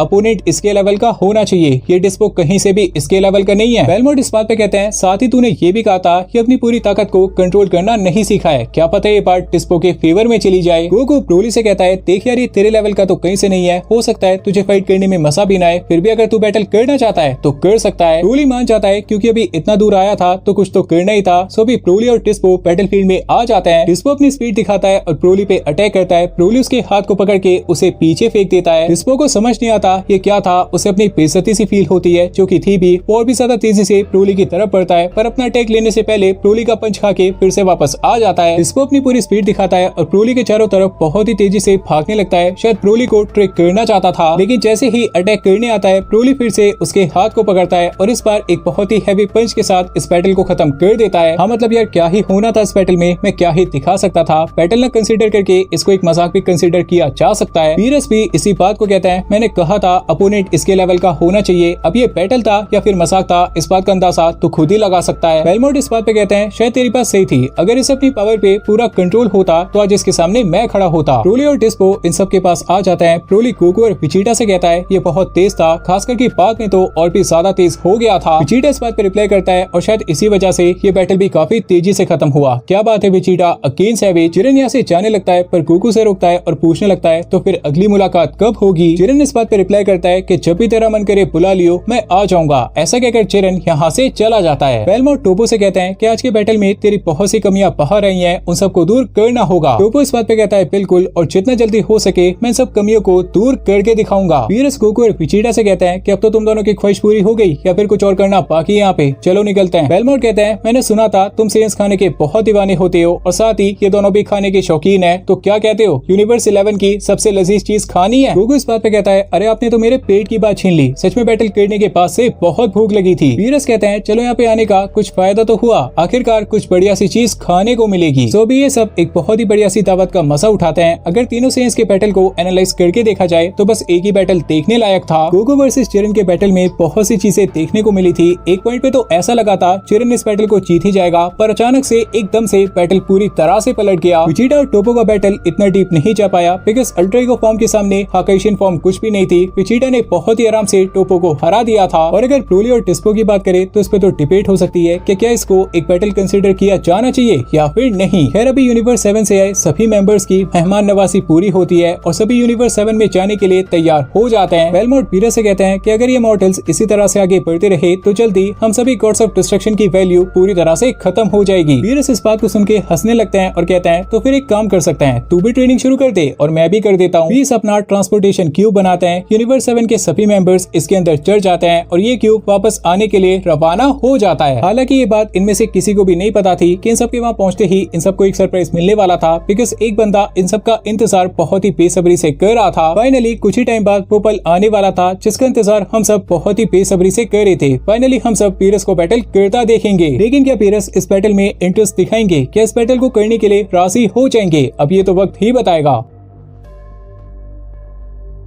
तो इस एपिसोड की शुरुआत होती है पीरस के प्लेनेट से और सबसे पहले हम सब देखते हैं फ्रीजा को, जिसका इंतजार आखिरकार खत्म होता है। फ्रीजा एक क्यूब को देखता है जो प्लेनेट पे आके लैंड होता है, जिसका मतलब पीरस वापस आ चुके हैं। पीरस और बाकी सबकी नजर जाती है फ्रीजा की स्पेसशिप पे जो वहीं पे अच्छे से पार्क की हुई थी। पीरस गुस्सा हो जाते हैं। फ्रीजा उनके सामने आता है। पीरस अनॉयड होके बोलते हैं कि कोई भी उनकी परमिशन के बिना उनके प्लेनेट पे नहीं आ सकता। अब क्योंकि फ्रीजा ने उनकी मदद की थी इसलिए पीरस अभी तक चुप थे, लेकिन वो बता देते हैं अगर किसी और ने हिमाकत की होती तो वो अभी तक जिंदा ना होता। विजिटा पूछता है कि यहाँ पे आने के पीछे क्या रीजन है, वैसे कोई छोटी बात तो नहीं होगी वरना तू भूल के भी यहाँ पे नहीं आता। फ्रीजा इस बात पे रिप्लाई करता है कि सही कहा तूने, बात सच में बहुत बड़ी है क्योंकि बात इस पूरे यूनिवर्स की है। विजिटा पूछने लगता है कि इस बात का क्या मतलब है और फ्रीजा बता देता है कि वो यहाँ पे पीरस को चैलेंज करने आया है। इस बात को सुनते ही वहाँ पे खड़े सभी बंदे हैरान हो जाते हैं सिवाय पीरस के। पीरस बहुत ज्यादा सीरियस मूड में थे। गोकू इसी बात पे कहता है तुझे पता भी है तू क्या बोल रहा है, पीरस के हाथों से मरने का शौक चढ़ा है क्या तुझे? पीरस कहते हैं कि ये सब छोड़ और बस इतना बता कि मुझे चैलेंज करने के पीछे तेरा क्या मकसद है, आखिर तू क्या साबित करना चाहता है? फ्रीजा इस बात पे रिप्लाई करता है कि मुझे आपसे यही उम्मीद थी, दरअसल मैं इस यूनिवर्स को